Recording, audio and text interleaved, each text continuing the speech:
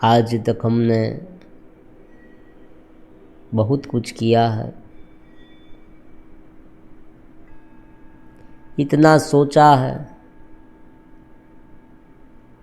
इतना भुगता है, जो नहीं मिला उनकी आशाएं की है, जो मिल गया वो पर्याप्त नहीं है ऐसा माना है और असंतोष में भी रहे हैं। जीवन के हर एक पल को हमने ठीक तरीके से देखा नहीं है, जीवन को जिया नहीं है। हमारे सामने जो कुछ भी हुआ है उनमें से हमने केवल उसे दुख ही माना है। जो मुसीबतें आ रही है उनका सही विश्लेषण नहीं किया है।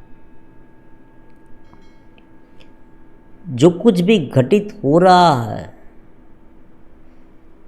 उसे केवल ही केवल हमारे अपने मन से, अपनी धारणाओं से, अपने पूर्वग्रह से माना है और उनके मुताबिक सब कुछ करते आए हैं। लेकिन आज क्या करना है? आज साधना से जुड़ गए हैं, आज उस चेतना से जुड़ गए हैं, आज हमारा जुड़ाव हो गया है इस चित्त प्रदेश में। देखो, हमें नियमित रूप से हमारे अपने लिए आधा घंटा, 1 घंटा निकालना होगा। बहुत सारे लोग ये फरियाद कर रहे हैं कि हमारे पास समय नहीं है, लेकिन देखो क्या होता है कि हमें अपने लिए समय निकालना होगा, क्योंकि जगत के लिए जो कर रहे हैं, जगत में जो कर रहे हैं, जो बटोरने के लिए कर रहे हैं, उनका मुख्य एम क्या है, समझे? अगर कोई व्यक्ति ज़्यादा कमाने के लिए, ज़्यादा सत्ता संपत्ति मुझे मिल जाए, ज़्यादा भोग मुझे मिल जाए, ये मानकर ये सब कर रहा है,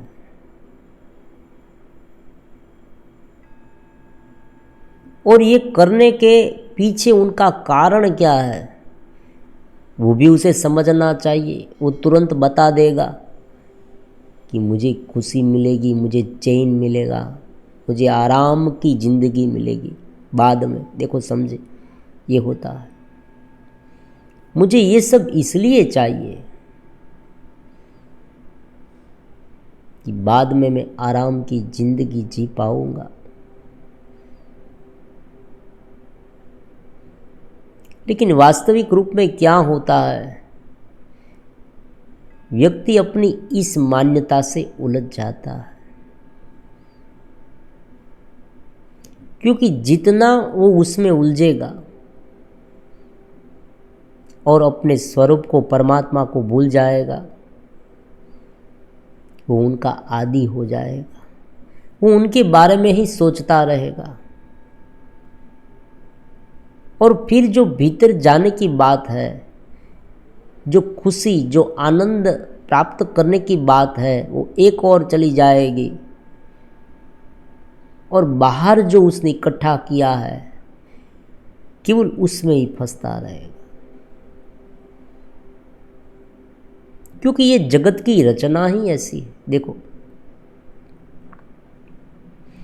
केवल जगत के बारे में सोचकर जीवन जिएगे तो वास्तविक सुख नहीं मिलेगा, भीतर का आनंद नहीं मिलेगा। जो जीवन है वो वास्तव में हम जी नहीं पाएंगे, ये बात होती है। इसलिए अध्यात्म का महत्व है ध्यान का महत्व है, ज्ञान का महत्व है। ये जुड़ाव बहुत जरूरी है। इस चेतस प्रदेश से हम जुड़ गए हैं, गुरु प्रदेश से हम जुड़ गए हैं।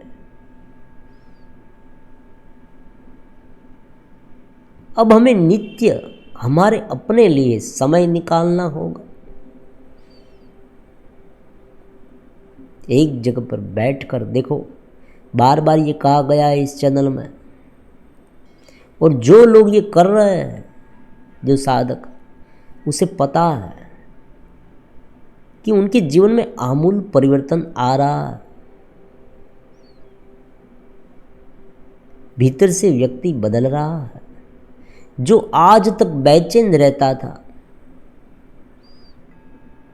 छोटी छोटी बातें जो थी वो उन्हें तंग करती रही थी, वो आज नहीं करती है। आज वो नृत्य से आनंद में रह रहा है।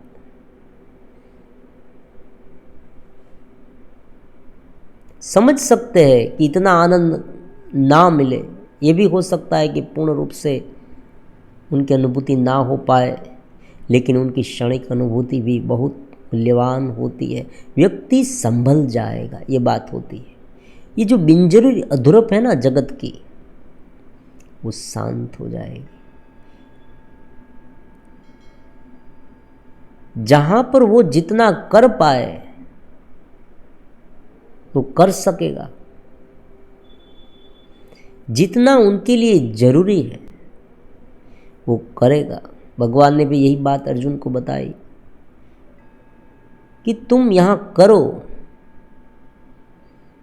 जितना जरूरी है उतना करो। तुम्हारा योगदान यहां जरूरी है इस युद्ध में, क्योंकि ये धर्म युद्ध है। लेकिन उनके बाद क्या होने वाला है ये तुम्हें नहीं सोचना है। मुझे ये मिल जाए, वो मिल जाए, ये भी तुम्हें नहीं सोचना है। मुझे अच्छा मिलेगा। देखो, भगवत गीता कभी ये नहीं बताती कि तुम्हें अच्छा ही मिलेगा। भगवान कहते हो सकता है सुख मिले, ये भी हो सकता है दुख मिले, क्योंकि ये पूरा प्रवाह है, और इस पूरे प्रवाह में रात दिन दोनों एक भाग है। ये पूरे चित्र का भाग है। यहाँ पर ये नहीं होता कि रात ही होती है, दिन नहीं होता, दिन ही होता है, रात नहीं होती। ऐसी बात यहाँ नहीं होती। देखो, समझे, यहाँ दोनों होते हैं। सुख होता है, दुख होता है। अच्छे लोग भी मिलेंगे और बुरे लोग भी मिलेंगे। सारी अलग अलग मनोवृत्तियाँ के लोग यहाँ पर मिल जाएंगे। हम ये सोचते हैं कि हर हमेशा सभी व्यक्ति अच्छे ही मिले तो कितना अच्छा होता, लेकिन ये पॉसिबल नहीं है। दोनों मिलेंगे। लेकिन हाँ, एक बात है, जो व्यक्ति भीतर से चेतस होता रहेगा, उसे जो सामने वाला व्यक्ति है ना, या तो उसे सुधरा हुआ महसूस होगा, या उन्हें देखकर वो सुधरने लगेगा। ये भी हो सकता है। और मान लीजिए ये कुछ ना हुआ, सामने वाला व्यक्ति उसे समझ ही ना पाए। ये बहुत बार होता है। साधना के समय में व्यक्ति साधना कर रहा है, लेकिन सामने वाला जो व्यक्ति है ना, वो उसे समझ ही नहीं पाता। और कुछ ऐसी हरकतें कर बैठता है, कुछ ऐसा कर बैठता है कि साधक आहत होता रहता है, दुखी होता रहता है। उस समय उसे क्या करना है? जो सामने वाला व्यक्ति है उसे समझने की कोशिश करनी है। उसे ये समझना है कि जो ज्ञान है वो ज्ञान ऐसी बात नहीं है कि सभी को यूं ही मिल जाए। वो जो सामने वाला व्यक्ति है, उनकी स्थिति, उनकी कैटेगरी, उनका आसपास का माहौल, उनका पूर्वग्रह, मनोवृत्तियाँ, ये सब अलग अलग होगी। और उसे तो पता भी नहीं है कि ज्ञान क्या है, ध्यान क्या है, अध्यात्म क्या है। तो अज्ञानवशात ये सब कर रहा है। देखो ये होता है। जिस तरह से हम पशु पक्षी देखते हैं, रास्ते में हमें कोई कुत्ता मिल जाए, देखो वो भौंकने लगता है हमें देखकर, तो हम सहज भाव से ये समझ सकते हैं कि उसे पता नहीं है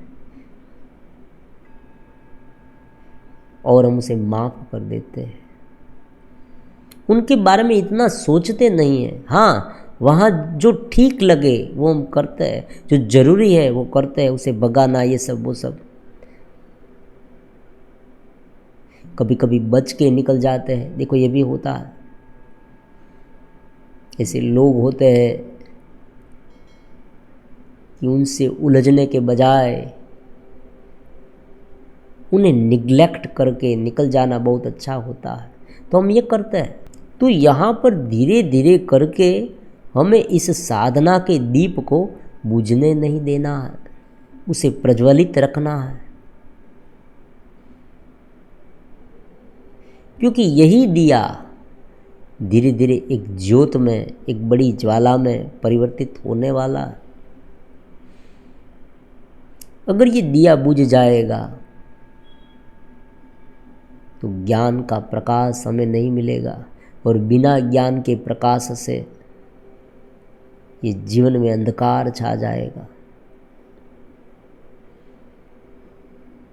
व्यक्ति में क्षमता है, लेकिन उस क्षमता को जगाने के लिए उसे कुछ करना पड़ेगा, क्योंकि भगवान ने ये जो पूरा जगत बनाया है ना, वो कर्म भूमि है।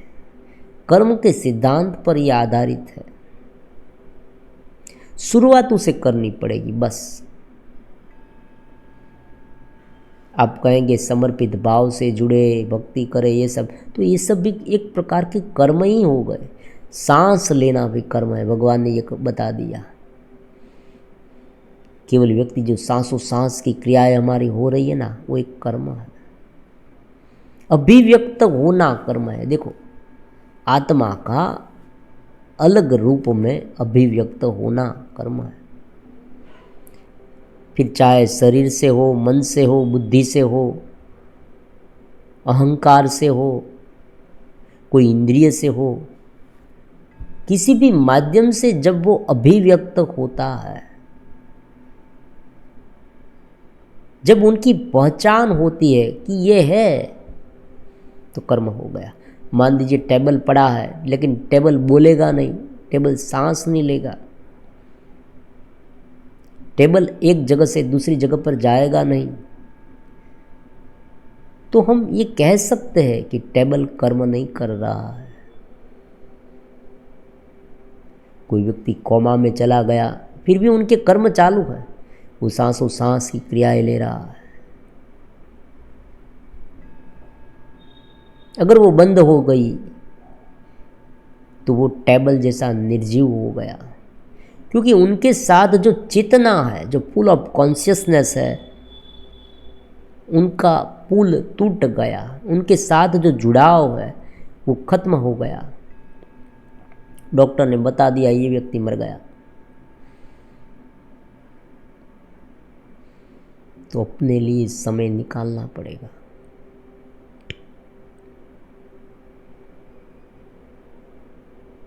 व्यक्ति जब भीतर को जानेगा ना, जब आप भीतर को समझने लगेंगे, जब आप भीतर में रहने लगेंगे, जब आप चेतस होने लगेंगे, तब सारी मनोवृत्तियाँ आप समझने लगेंगे। मन की गहराई, देखो ये बात बहुत गहन है। गहराई, भीतर से उत्पन्न हो रही सोच, कोई एक ऐसा दिव्य विचार प्रकट होगा, देखो, जो व्यक्ति का पूरा जीवन बदल देगा। उपनिषद में यही बात बहुत बारीकी से समझाई गई है, लेकिन उनकी जो भाषा है ना वो समझ में नहीं आती, क्योंकि बहुत बड़ा गैप है। समझे, प्राचीन काल और अर्वाचीन काल दोनों में बहुत बड़ा समय व्यतीत हो गया है। इसलिए जो समझने की क्षमता है, चित्त की शुद्धि है, उनमें बहुत डिफरेंस आ गया है। जो आयाम विकसित होना था वो अब विकसित नहीं हो रहा है। व्यक्ति का चित्त जितना शुद्ध होना चाहिए इतना नहीं हो रहा है, इसलिए उपनिषद ठीक तरह से समझ में नहीं आते। तो उसे सरलता से समझने की कोशिश करनी चाहिए। और ये कैसे होगा? श्रवण से होगा, जुड़ाव से होगा। जैसे ही आप जुड़ गए, सर्किट बननी शुरू हो गई। देखो बृहदारण्यक उपनिषद में, इनके पहले वीडियो में हमने समझा बृहदारण्यक उपनिषद में कि एक बार शब्द से सुन लिया, एक बार जान लिया कि ये परमात्मा है, व्योमवत चेतना है, उनका अंश मैं हूँ। देखो मेरे भीतर ये चेतना है। कितनी बड़ी बात है ये समझना, कितनी नवीनतम बात है ये। कोई व्यक्ति कूड़ कपट राग द्वेष, देखो अभिमान, ये सब कर रहा है, उसमें रत है, उसने कभी अपना आत्मनिरीक्षण किया ही नहीं है। वो केवल यही मानता आया है कि ये शरीर और मनोवृत्तियाँ जो मैं सोच रहा हूँ, जो मेरी बाह्य आइडेंटिटी है, समझे, वही सच है और उनके अनुसार ही मैं जीवन जीऊँगा और ये परमानेंट रहने वाली है। जब कोई व्यक्ति व्यवहार करता है ना, कोई दूसरे व्यक्ति को पीड़ित करता है, विषयों में अत्यंत आसक्त होता है, कोई ऐसे अपराधिक कृत्य करता है, तब वो व्यक्ति भूल जाता है कि जो मेरा जीवन है ना वो क्षणभंगुर है। ये कोई ऐसी बात नहीं है, ये मेरा जीवन ऐसा नहीं है कि अनंत काल तक चलता रहे शारीरिक रूप में। जो मैंने इकट्ठा कर रखा है वो बदल जाएगा। जिनके आधार पर मैं अभिमान कर रहा हूँ, ये शरीर पर, ये लोगों पर, देखो कभी कभी ये होता है, एक बड़ा गुट बन जाता है, समूह, ऐसे व्यक्तियों का समूह, जैसे जरासंध, दुर्योधन, शिशुपाल, ये सब थे ना, बहुत बड़ी विशाल सेना बन गई थी। तब व्यक्ति का अभिमान बहुत बढ़ जाता है। व्यक्ति ये मानने लगता है कि बस मुझे अब कोई हरा नहीं सकता। लेकिन प्रकृति की रमत देखो, यही प्रकृति की रमत है। भगवान ने जो यदा यदा ही धर्मस्य की बात कही है, ये प्रकृति की रमत है। वो परमात्मा ने बनाया हुआ अफर सिद्धांत है। वो फिरेगा नहीं, वो बदलेगा नहीं। जब एक हद से व्यक्ति ऊपर उठ जाए, आतताई होने में, दूसरे व्यक्तियों को सताने में, इंद्रिय के भोग में, देखो सभी प्रकार की ये अति बातें यहाँ पर लागू होती है, तब तुरंत परिवर्तन आएगा। और उनके सामने ऐसे ऐसे विरोधी, जो विरोध करने वाले परिबल जन्म होंगे और उसे धराशायी कर देगी। बस यही होता है। जिस तरह से मान लीजिए कि कहीं पर बहुत गर्मी बढ़ने लगे, इतनी गर्मी बढ़ गई, इतनी गर्मी बढ़ गई, वहाँ का जो हवा का प्रेशर है ना वो एकदम लो हो गया, तो स्वाभाविक रूप में आप कहेंगे कि भाई दूसरी जगह से जो भारी हवा है ना वो वहाँ पर आएगी साइक्लोन के रूप में, और जितना ये प्रेशर कम उतना साइक्लोन की तीव्रता ज़्यादा। तो यही होता है, जितना अभिमान ज़्यादा उतना विध्वंस ज़्यादा, उतना नुकसान ज़्यादा, देखो दुख ज़्यादा, पीड़ा ज़्यादा। जितना व्यक्ति इफेक्टिव होकर पाप करेगा। देखो ये बहुत गहरा शब्द है। इंटेंसिटी आजकल ये प्रचलित है, इंटेंसिटी, प्रबलता, कितनी प्रबलता है व्यक्ति के विचार में। पाप जन्य विचार है, विकार जन्य विचार है, उसमें अगर इतनी प्रबलता बढ़ गई, देखो सहज रूप से हो रहा है शरीर से, ये बात अलग है, और व्यक्ति अपना कलर डालकर अपना पूरा अस्तित्व उसमें डाल देता है, विषय भोग में, उनके विचारों में, वो देखने में, वो क्रियाएं करने में, किसी को सताने में, देखो पूरा अस्तित्व डाल देता है। वो यही मानता है कि यही है और मुझे ये करना ही है, यही मेरा जीवन का लक्ष्य है, ये बन जाता है उनके लिए। तब क्या आता है? तब पाप कर्म बहुत बढ़ जाता है, और पाप कर्म जब बढ़ जाता है व्यक्ति का, तब सहज रूप से प्रतिक्रिया होती है, रिएक्शन कहते हैं, प्रकृति रिएक्शन करेगी, और ये रिएक्शन कर्म की भरपाई है। प्रकृति का सिद्धांत ऐसा है कि एक ओर से आप करेंगे तो तुरंत ही आपको प्रत्युत्तर मिलेगा। अगर कोई व्यक्ति भीतर की चेतना में एकरूप होने लगे, उनके लिए साधना करता रहता है, ब्रह्मचर्य पालन है, ये सब बाहर की शुद्धि है, देखो श्रवण है, समर्पित भाव है, गुरु के शब्द से सुनना है, ये सब जब करता रहेगा तो उनके खाते में शुभ कर्म इकट्ठे होते जाएंगे, दिव्य कर्म इकट्ठे होते जाएंगे, उनकी साधना बढ़ती जाएगी, और उनका प्रत्युत्तर उसे प्रकृति देगी।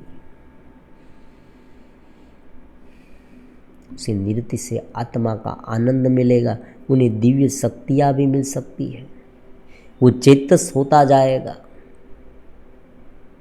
उनके बंधन टूटते जाएंगे।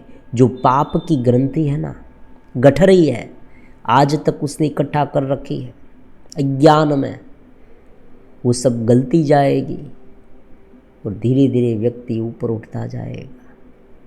तो सहज रूप में इनके लिए समय निकालना आवश्यक है। समय निकालें, नित्य श्रवण, नित्य ध्यान, बस एक टाइम टेबल बना देना है शुरुआत में। समझ तो है, समझना तो है, लेकिन समझने के लिए भी समय निकालना होगा ना। आज ये परिस्थिति आ गई है इसलिए कहना पड़ता है, पहले ऐसा नहीं था। पहले व्यक्तियों के पास बहुत समय था, आज समय नहीं है, इसलिए कहना पड़ता है कि समय निकाल कर समझे, क्योंकि एक बार ये शुरू करना पड़ेगा।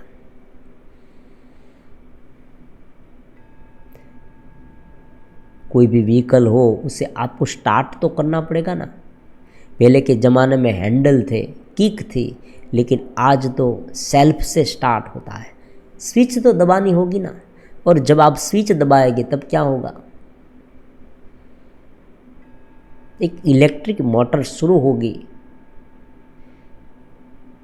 और उनसे शुरुआत में पेट्रोल जलेगा और गाड़ी चलने लगेगी। देखो ये होता है।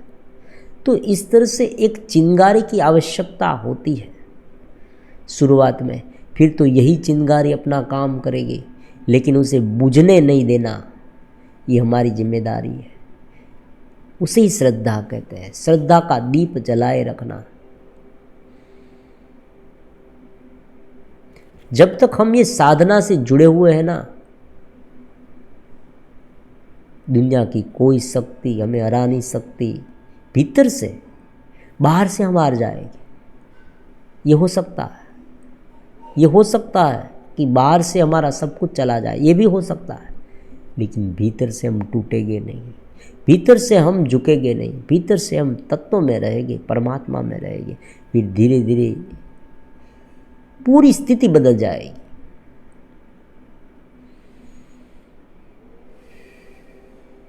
तो शब्द सुना और शांत हो गए, गहरे ध्यान में लीन हो गए, बस ये बात होती है। और जैसे ध्यान में लीन हो गए, फिर धीरे धीरे उसे स्टेबल बनाना। पहले ध्यान करना, चित्त स्थिति का अभ्यास करना है, शब्द से उसे समझना है, फिर धीरे धीरे उसे अपने व्यवहार में लाना है, और फिर स्वतंत्र रूप से जब हम कोई भी कार्य करें तब हम चेतस कैसे रह पाए, उनकी प्रैक्टिस करनी है। ये प्रैक्टिस की बात है। चेतस में रहना शुरू है, लेकिन जब कार्य कर रहे हैं, जब चिंतन कोई भी विचार हमारे मन में आ रहा है, तुरंत उसे समझ लेना ये क्या है। ये पूरी भीतर की अंदर की बात है। देखो कहते हैं ना लोग, ये अंदर की बात है, ये भीतर की बात है। ये साधना चल रही है, किसी को पता नहीं चलेगा। आप घर में साधना कर रहे हैं, आपकी पत्नी को भी पता नहीं है, आपके बच्चे को भी पता नहीं, ये हो सकता है। आपके फादर को, पेरेंट्स को पता नहीं, ये भी हो सकता है। आप भीतर से साधना कर रहे हैं, भीतर से जुड़े हुए हैं। आप उस चेतस में रममाण कर रहे हैं, लेकिन बाहर किसी को पता नहीं। आप सर्विस कर रहे हैं, वहाँ आप खूब काम कर रहे हैं, पूरे दिन काम कर रहे हैं। हो सकता है आपको ओवर टाइम करना पड़े, ये भी आप कर रहे हैं, फिर भी आपकी साधना शुरू है।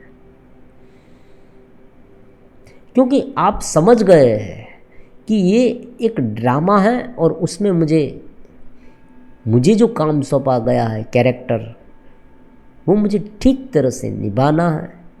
फिर भी मुझे मेरा अपना अस्तित्व नहीं भूलना है, मेरा स्वरूप मुझे नहीं भूलना है।